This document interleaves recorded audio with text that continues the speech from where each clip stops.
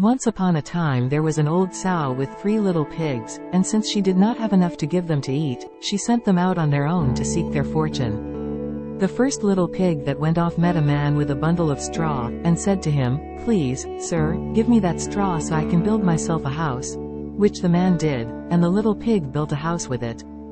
Then along came a wolf, who knocked at the door, and said, little pig, let me come in."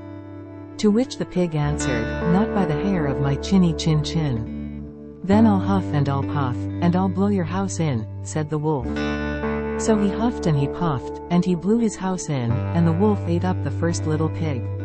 Now the second little pig met a man with a bundle of shrubs, and said, "Please, sir, give me those shrubs so I can build myself a house," which the man did, and the pig built his house. Then along came that same wolf and he said, little pig, let me come in." "Not by the hair of my chinny chin chin." "Then I'll puff and I'll huff, and I'll blow your house in." So he huffed and he puffed, and he puffed and he huffed, and at last he blew the house down, and ate up the second little pig. Now the third little pig met a man with a load of bricks, and said, "Please, sir, give me those bricks to build a house with." So the man gave him the bricks, and he built his house with them. So the wolf came, as he did to the other little pigs, and said, little pig, let me come in." "Not by the hair of my chinny chin chin." "Then I'll huff and I'll puff, and I'll blow your house in." Well, he huffed and he puffed, and he huffed and he puffed, and he puffed and he huffed, but he could not get the house to fall down.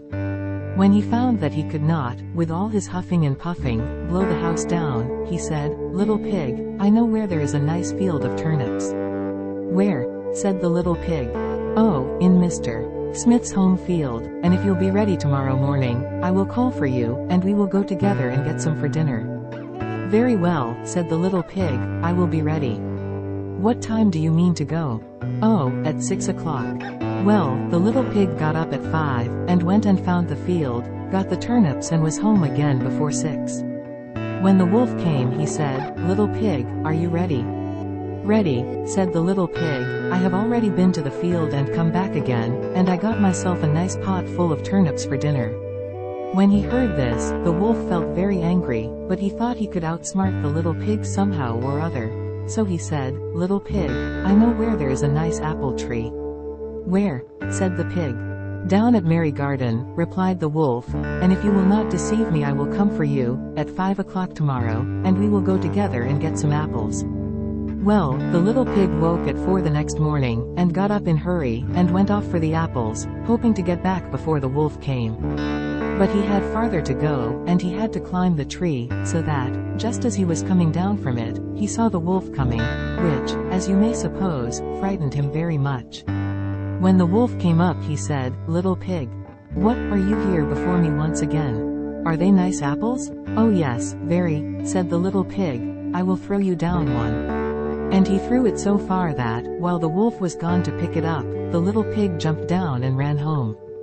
Well, the next day the wolf came once again, and said to the little pig, there is a fair in the town this afternoon. Would you like to go?" "Oh, yes," said the pig, "I will go. What time should I be ready?" "At 3, said the wolf. So, as he had done before, the little pig went off before the time they had discussed. He got to the fair, bought a butter churn, and was on his way home with it when he saw the wolf coming. He did not know what to do. So he got into the churn to hide, and in doing so it got turned around, and then, it began to roll, and it rolled down the hill with the pig inside it, which frightened the wolf so much that he ran home without going to the fair. After a while, the wolf went to the little pig's house, and told him all about how frightened he had been by a great round thing which came down the hill past him. Then the little pig said, "Ha ha! I frightened you, did I? I had been to the fair and bought a butter churn, and when I saw you I got into it, and rolled down the hill." Then the wolf was very angry indeed, and he declared that he would eat up the little pig, and that, in fact, right now, he was going to come down the chimney after him. When the little pig understood the wolf's plans, he hung up a pot full of water, made a blazing fire in the fireplace, and, just as the wolf was coming down the chimney, he took the cover off the pot, and in fell the wolf. And the little pig put the cover back on again in an instant, boiled him up, ate him for supper, and lived happy ever after. The end.